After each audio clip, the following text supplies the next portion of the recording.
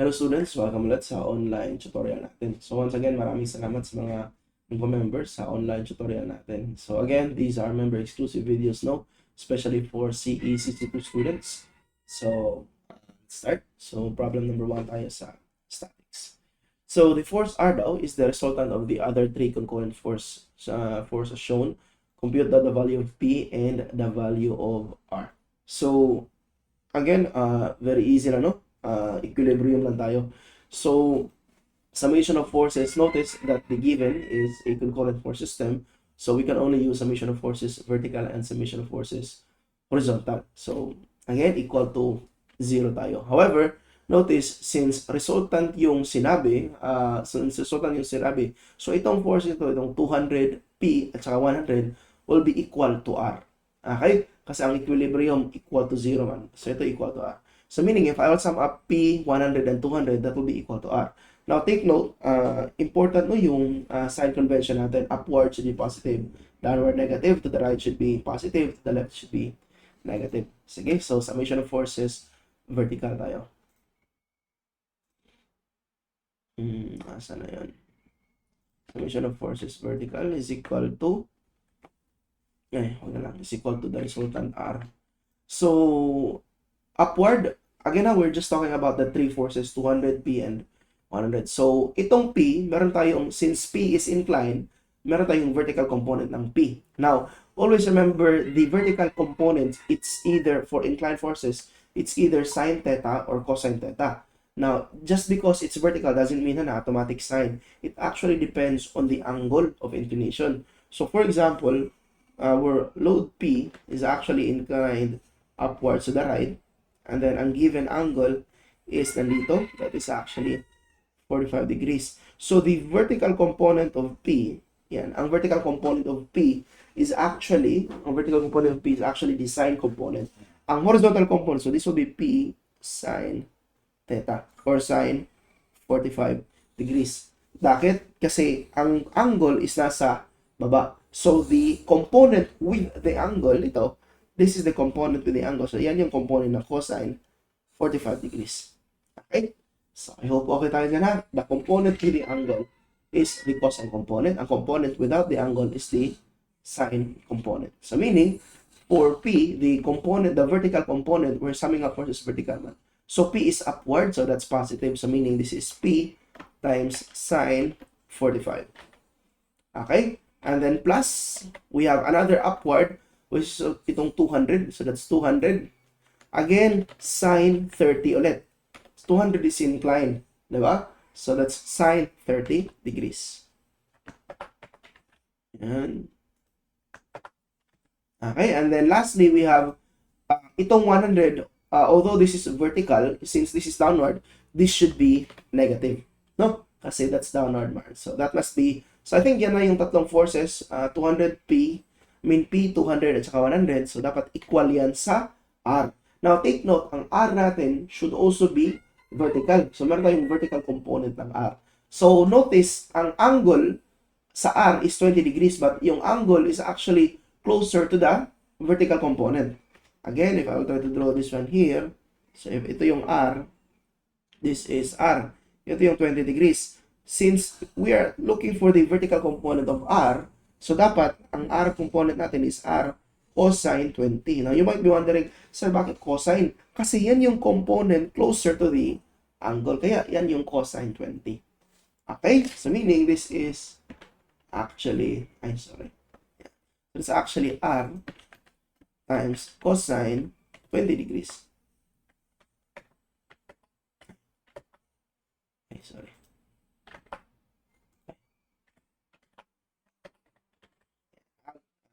Cosine 20 degrees. So, ito yung summation of forces vertical natin.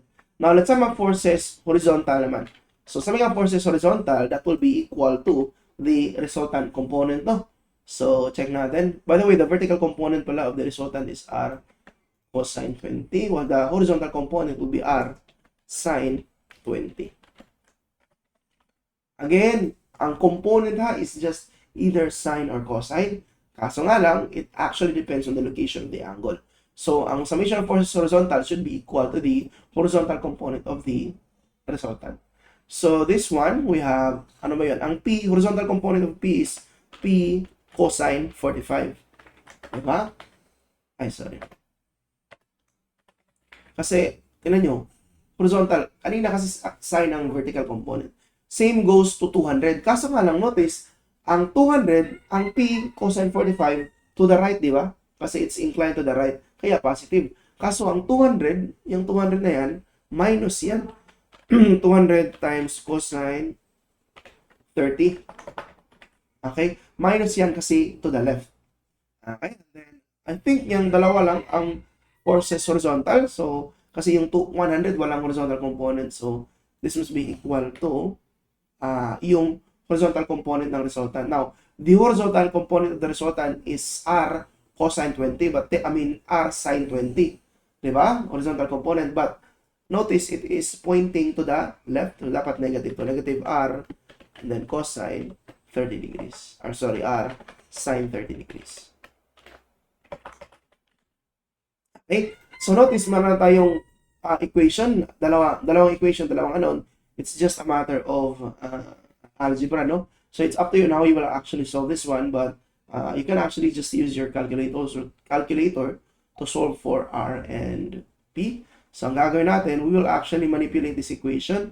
So, gagawin natin to, instead of P sine, ang itong R cosine theta, ilipat natin sa kabila.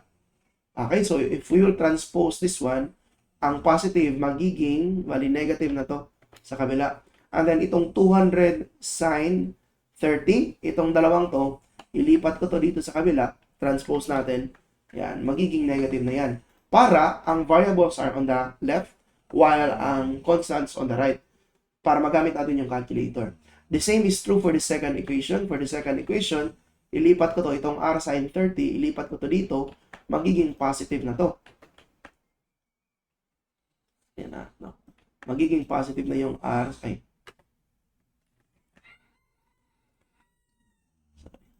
Yan. Sine 20, tapos itong negative 200 cosine 30, magiging positive na to sa kabila. Yan. So, again, binago ko lang yung equation, nilipat ko yung mga variables sa left, ang constant sa right, para, notice, if I'll use your calculator, pwede ko i-rest, no? Mode 5 equations and then 2 unknowns, 1. So, I'll just input the coefficients of the variables. So, ang coefficient ng P dito is sine 45. Make sure na in degree ang calculator. Ang coefficient ng R is negative cosine 20. Ang constant naman at C is negative, ano yan, 200 sine 30 minus 100. Don't forget that, i-close parenthesis niya yan. And then we have the coefficient for the second equation is cosine 45. The second equation is sine 20. Ito. Itong second variable natin. Sine 20. And then ang constant is 200 cosine 30. Press ka ng equals. Notice, meron tayong sagot. So ang x, that actually represents the first variable. In this case, P. So P is actually equal to, ano yun? 179.58 or equal to 180 kilonewton yan. And then ang R naman is actually equal to 135.13 or 135 kilonewton. Okay, so I hope okay tayo dyan, ha? Sige. So actually, medyo madali lang ang problem number 1. Okay, so again, if you have any questions or clarifications with regards to the video, do not hesitate to comment down below. Or corrections, but I think tama naman kasi meron naman tayong choices. Sige, maraming salamat sa panonood.